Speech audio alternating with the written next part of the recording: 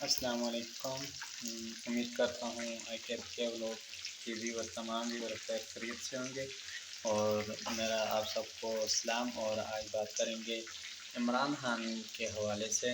آپ نے عمران خان کی پارٹی کے اوپر کتنا جبراً تشدد کیا، اور دوسری طرف جو بلوچ لانگ مارچ جا رہا ہے اس کے بارے میں بات کریں گے۔ لانگ مارچ میں جس طرح خواتین کے ساتھ زیادتی کی گئی اور ان کی آواز کو دبانے کی کوشش کی، اس کی ہم بھرپور مذمت کرتے ہیں کہ وہ بھی ایک پاکستانی ہے۔